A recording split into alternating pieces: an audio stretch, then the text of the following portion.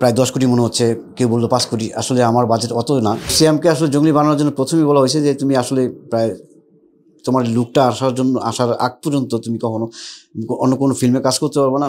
আমার যে গল্পের যে কন্টেন্টটা আছে সেই কন্টেন্টটা আমি আসলে গতানুগতিক কন্টেন্ট, যেটা আসলে আজকে না, আগামী 5 বছরের মধ্যেও এই কন্টেন্টটা আসলে মানুষের মধ্যে পুরাতন হবে না।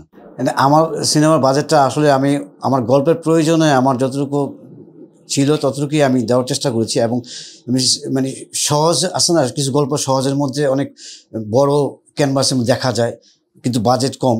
তো সেই দিক থেকে জঙ্গলি গল্পটাকে আমি আসলে ওরকমভাবে প্রেজেন্ট করছি। আসলে টিজারে তো দেখলে মানুষ অনেকে আমরা বললো যে প্রায় 10 কোটি মনে হচ্ছে, কেউ বললো 5 কোটি। আসলে আমার বাজেট অত না। আমি সিম্পল গল্পটাকে একটু বড় ক্যানভাসে দেখানোর চেষ্টা করছি। দেখুন, আসলে গল্পে হচ্ছে প্রধান হাতিয়ার একটা চলচ্চিত্রে মানুষের কাছে যাওয়ার জন্য, মানুষকে পছন্দ করার জন্য।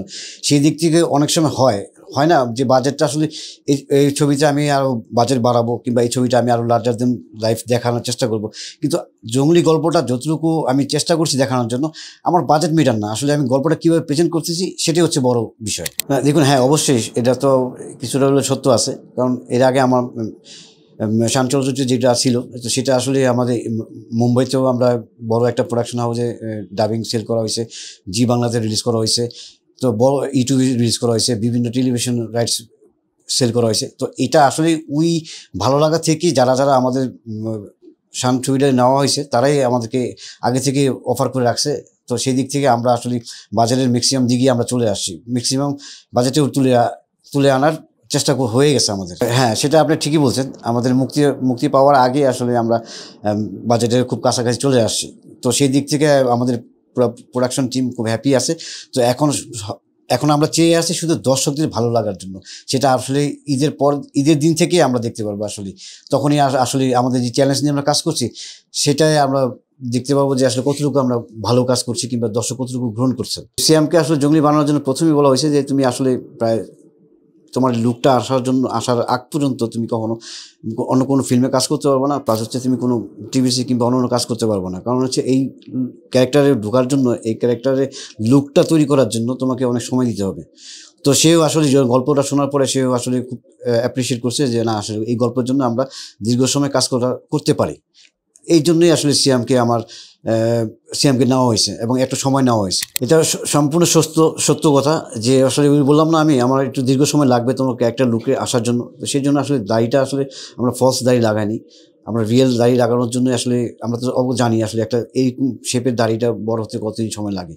তো সেই দিক থেকে সিয়াম আমাকে এরকমভাবে সময় দিয়েছে।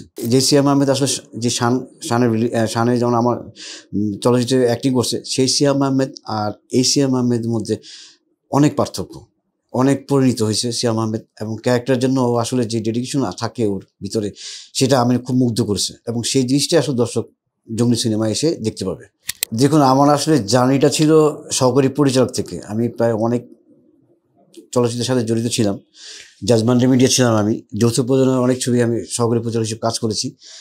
তারপরে আমি এসে আমার শান ফিল্ম বানিয়েছি।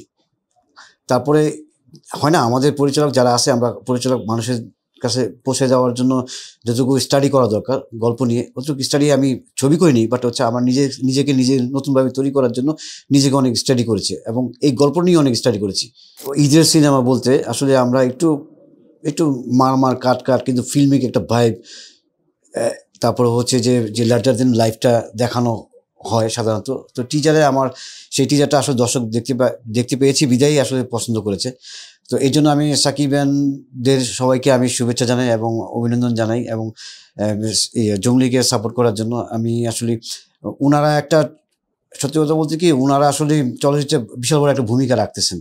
কেন বলতেছি এই জন্য, কারণ এই ফেসবুক পেজ বলেন, হলের মধ্যে দর্শক যারা যাচ্ছেন, আমি মনে করি সাকিব-দের এই অবদানটা অনেক বেশি আছে, আমার মনে হয়।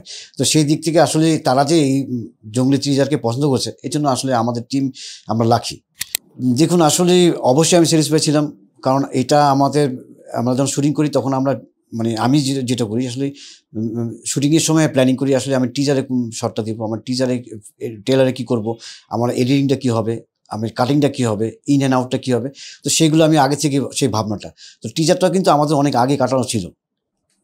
নতুন করে না যে আমরা রিসেন্ট কাটছি, 1 মাস হলেও কাটছি, এই টিজারটা অনেক আগে কাটানো হয়েছে। তো সেই টিজারটা আসলে দর্শক এখন এসে আমার ছবিটাকে দর্শক খুব মানে টিজারটাকে খুব আপন করে নিচ্ছে, এর জন্য আমি খুবই হ্যাপি আছি। আর হচ্ছে শুধু আমার টিজার না, আমার যে গল্পের যে কন্টেন্টটা আছে সেই কন্টেন্টটা আমি আসলে গতানুগতিক কন্টেন্ট, যেটা আসলে আজকে না, আগামী 5 বছরের মধ্যে এই কন্টেন্টটা আসলে মানুষের মধ্যে পুরাতন হবে না। মানুষ বলবে আসলে নতুন গল্পে আমি দেখতেছি, নতুন গল্পের মধ্যে দেখতেছি, কারণ এই গল্পগুলো আমি আসলে সবগুলো গল্প আমার সাবপ্লটগুলো আছে সত্য ঘটনা থেকেই। তো সত্য ঘটনায় এই কন্টেন্টগুলো আসলে আমাদের আজকে না, কালকে না, পরশু না, এরপরও কিন্তু এই কন্টেন্টগুলো দেখতে পাবো। সেই কন্টেন্টগুলোই আসলে আমাদের সাবপ্লটগুলোই আমার জঙ্গলিতে তুলে নিয়ে আসানো হয়েছে।